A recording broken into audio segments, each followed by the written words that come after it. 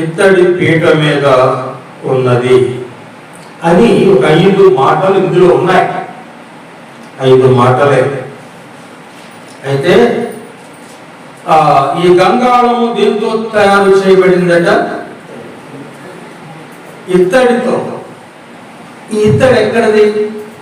ఈ ఇత్తడి ఎక్కడిదంటే నిర్గమకాండం 38వ అధ్యాయం 8వ వచనం చూడండి. 38వ అధ్యాయం 8వ వచనం. ఈ ఇత్తడి ఎక్కడిది?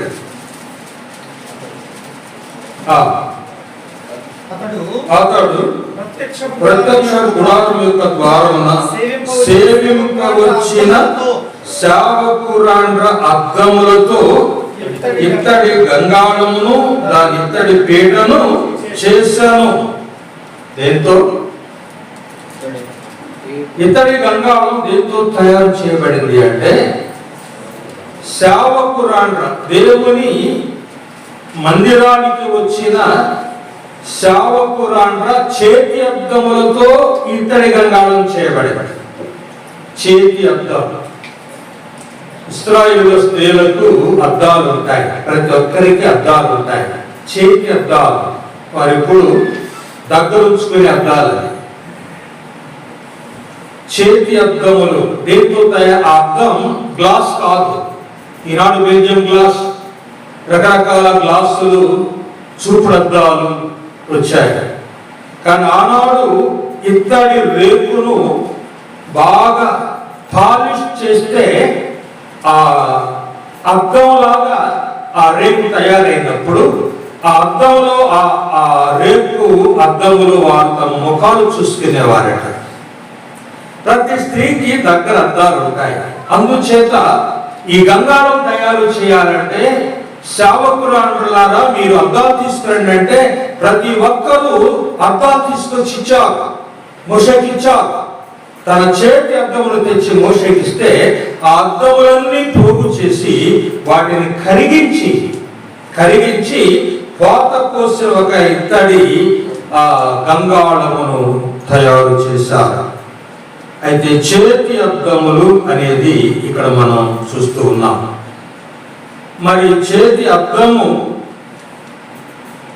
ఇది ఈ గంగాళంలో తుమ్మకర లేదు, అది గుర్తించండి. ప్రతి వస్తువులో తుమ్మకర ఉంది. తయారు చేయబడిన ప్రతి 6 వస్తువుల్లో 5 వస్తువుల్లో తుమ్మకర్ర ఉంది, కానీ గంగాళంలో తుమ్మకర్ర లేదు. అంతా అది ఇత్తడే. అంటే పరిశుద్ధాత్మకు సూచనగా ఈ గంగాళం ఉంది. పరిశుద్ధాత్మలో మానవత్వం అనే తుమ్మకర్ర లేదు. బలిపీఠంలో తుమ్మకర్ర ఉంది, మరి ధూపవేదికలో తుమ్మకర్ర ఉంది, కనుక బలలో తుమ్మకర్ర ఉంది, ఇందులో తుమ్మకర్ర లేదు. ఇది పరిశుద్ధాత్మకు సూచన. దీపస్తంభంలో కూడా తుమ్మకర్ర లేదు, అది దేవుని వాక్యానికి సూచన.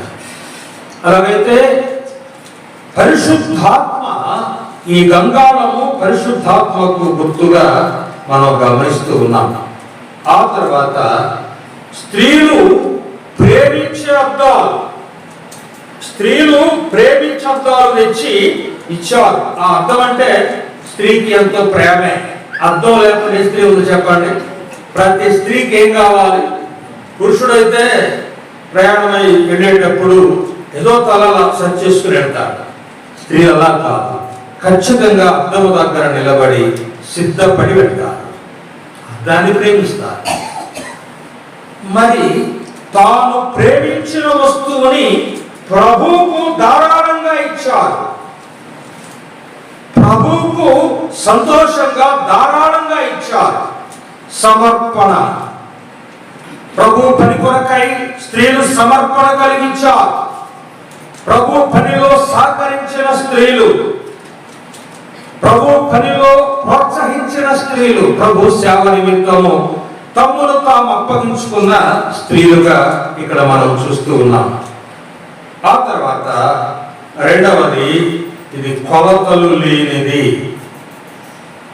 ఏం లేదు, దీని కొలతలు లేదు. అన్నిటికీ కొలతలు ఉన్నాయి.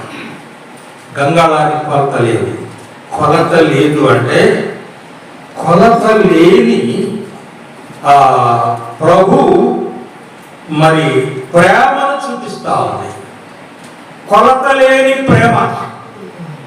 గంగాళానికి కొలత లేదు అంటే అది ప్రభు ప్రేమను సూచనగా ఉంది. ఏంటి ఆ ప్రేమ అంటే ఎఫెసీ పత్రిక 3వ అధ్యాయం 19వ వచనంలో జ్ఞానమునకు మించిన ఆయన ప్రేమ అన్నాడు. జ్ఞానమునకు మించిన దేవుని ప్రేమ, క్రీస్తు ప్రేమ, మానవాళి పట్ల ఆయనకున్న ప్రేమ, జ్ఞానమునకు మించిన ప్రేమ అని చూస్తూ ఉన్నాం. యెషయాగ్రంథం 49వ అధ్యాయం 15వ వచనంలో మరి తల్లి ప్రేమ కంటే మించిన ప్రేమ, కన్న తల్లి కరుణింపకుండా తన చంటి పిల్లలను మరచున వారైనా మరచదరు గాని నేను నిన్ను మరవను. అంటే దేవుని ప్రేమ తల్లి ప్రేమ కంటే మించిన ప్రేమ, అది కొలత లేని ప్రేమ. ఇర్మీయా గ్రంథం 37వ అధ్యాయం 3వ వచనంలో శాశ్వతమైన ప్రేమతో నేను మిమ్మల్ని ప్రేమించుచున్నాను అన్నాడు. ఆయన ప్రేమ శాశ్వతమైనది అని మనం గమనిస్తూ ఉన్నాం. ఆ తర్వాత పిల్లలు ఆయన కృప, ప్రేమకు మించిన కృప అనే ఆ యొక్క ప్రేమ మనం చూస్తూ ఉన్నాం. అంటే మనము ధనవంతులు కావాలని ఆయన దారిద్ర్యం వలన మనల్ని ధనవంతులుగా చేశాడు. 2వ కొరింథీ పత్రిక 7వ అధ్యాయం 9వ వచనంలో చూస్తాం.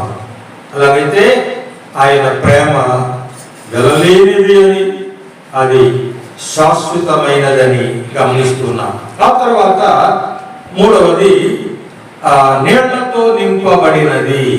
నీళ్లు అనేది, ఈ నీరు ఎక్కడి నుంచి వచ్చింది? వాళ్ళకి నీరు ఎక్కడి నుంచి వచ్చింది? బండలో నుండి వచ్చిన నీరు. ఆ బండ ఎవరు? అందులో నుండి వచ్చిన నీరే దేవుని వాక్యం కదండి. అందులో నుండి ప్రభువే వాక్యం, ప్రభువే బండ, అందులో నుండి వచ్చిన నీరే వాక్యం. అంటే ఏం చేయాలి? వారు యాజకులు పరిచయం చేయడానికి వెళ్ళినప్పుడు కాళ్ళు చేతులు కడుక్కుంటారు. బలిపీఠాన్ని సమీపించేటప్పుడు ముందుగా గంగాళం దగ్గరికి వెళ్ళాలి. ప్రత్యక్ష గుడారంలోనికి వెళ్ళేటప్పుడు ముందుగా గంగాళం దగ్గరికి వెళ్ళాలి. గంగాళం దగ్గరికి వెళ్ళి కాళ్ళు చేతులు శుభ్రంగా కడుక్కొని అప్పుడు బలిపీఠం దగ్గర పరిచయం చేయాలి. దేవుని సంఘములో పరిచయం చేస్తున్న సోదరులు గాని సహోదరులు గాని, ఆరాధన చేసే సోదరులు గాని సహోదరులు గాని మొదట దేవుని వాక్యం అనే గంగాళం దగ్గరకు వెళ్ళి ఆ ఉదకముతో శుద్ధి చేసుకొని ఆదివారమున బలిపీఠాన్ని సమీపించాలి. జాగ్రత్త. ఇష్టానుసారంగా మరి లోకములో ప్రయాణం చేస్తూ జీవిస్తూ మీ ఇష్టం వచ్చినట్లుగా ప్రభు పనులలో చేయడానికి వీలు. జాగ్రత్తగా ఉండాలి. ఆ తర్వాత దీనికి మోతకర్రలు లేవు. బల్లకు 4 పక్కల మొయ్యడానికి మోతకర్రలు ఉన్నాయి, బలిపీఠానికి మోతకర్రలు ఉన్నాయి, ధూపవేదికి మోతకర్రలు ఉన్నాయి, కానీ మందస్సానికి కూడా మోతకర్రలు ఉన్నాయి. కానీ అయితే ఈ గంగాళానికి మోతకర్రలు లేవు. మోతకర్రలు అంటే 4 ఉంగరాలు 2 కర్రలు. ఈ 4 ఉంగరాలు 4 సువార్తలని, 2 కర్రలు కొత్త నిబంధన పాత నిబంధన అని మనం గతంలో జ్ఞాపకం చేసుకున్నాం. అయితే ఈ గంగాళానికి మోతకర్రలు లేవు. మోతకర్ర లేదు అంటే పరిశుద్ధాత్మ మరి మనలను నడిపించేవాడుగా ఉన్నాడు. ఆయన మనం నడిపించడం కాదు, మనల్ని నడిపించేవాడు ఆయన మనం నడిపించకూడదు.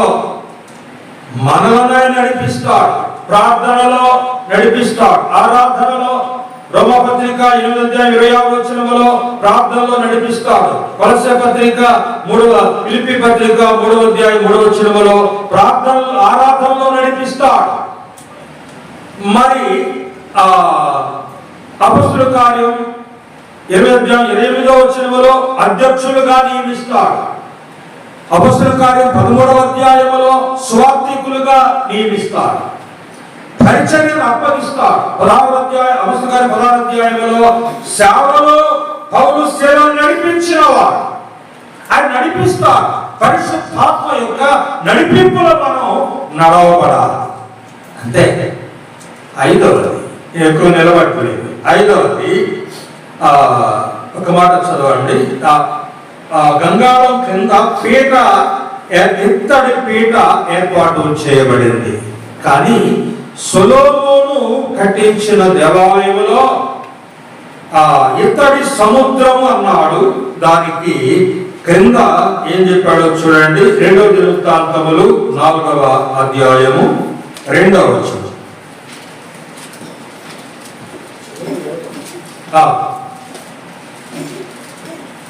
కోత పోసిన సముద్రపు తొట్టి ఒకటి చేయించాను.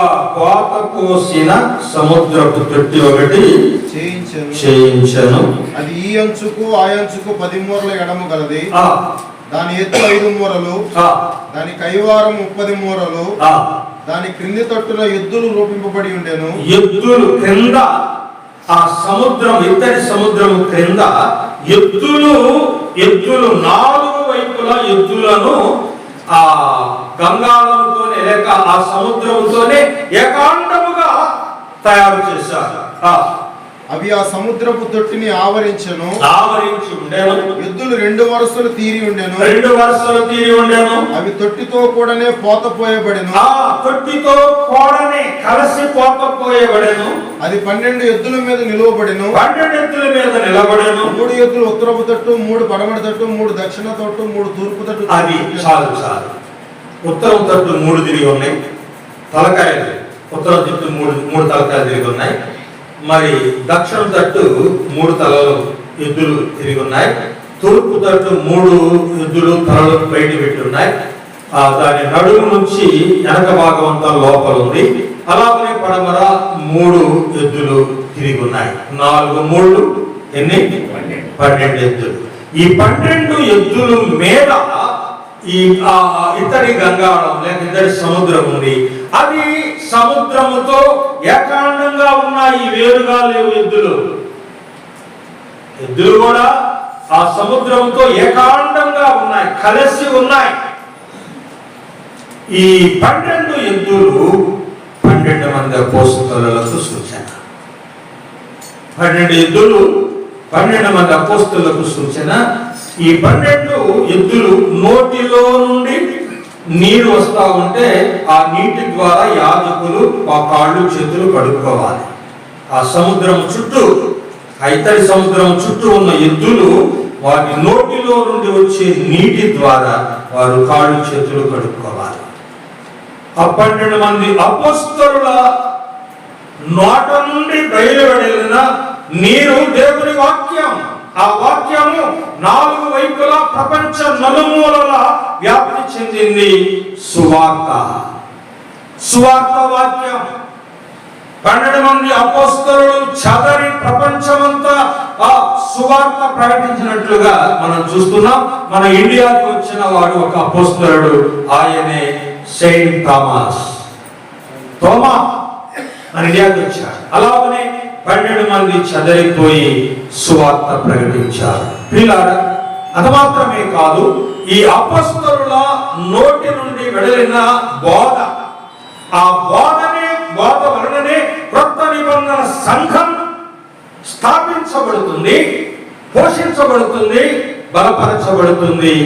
అపోస్తలుల బోధ, రోమాపత్రిక మొదలు యూదా పత్రిక వరకు ఉన్న పత్రికలన్నీ కూడాను అపోస్తలుల బోధ. ఈ బోధ చేతనే సంఘము పోషించబడుతుంది, భూలోకంలో ఉన్న సంఘం. అయితే మరొకటి, ఆ అపోస్తలులు, చదరిపోయిన అపోస్తలులు సువార్త ప్రకటించిరి. ఏం చేశారండి? సువార్త. ఈ భారం అపోస్తలుల మీద ఉంది, ఈ భారం సంఘాల మీద ఉంది, ఈ భారం నీ మీద నా మీద మనందరి మీద ఉంది. ప్రతి దేవుని బిడ్డ మీద సువార్త భారం ఉంది. దేవుని వాక్యం పరిశుద్ధాత్మతో ఏకాండముగా ఉన్న ఎత్తులు, దేవుని ఆత్మ చేత ఏకమై ఉన్న నింపబడి ఉన్న దేవుని సేవకులు యేసు ప్రభువును గూర్చిన రక్షణ సువార్తను ప్రకటించాల్సిన బాధ్యత భారం ఉంది. అది మన భారం. ఎవరన్నాడు, నేను సువార్త ప్రకటించకపోతే నాకు శ్రమ అన్నాడు. సువార్త ప్రకటింపవలసిన భారము నా మీద మోపబడి ఉందన్నాడు. ఆయన మీదేనా? మన మీద లేదా? నీ మీద లేదా? నా మీద లేదా? మనందరి మీద ఆ భారం ఉంది. ప్రభు వచ్చేంత వరకు, మనం ఈ లోకంలో ఉన్నంత వరకు ఈ సేవలో మనం ముందుకు సాగుదాం. దేవుడి మాటలు మనందరి వరకు దీవించుదాం. వీళ్ళు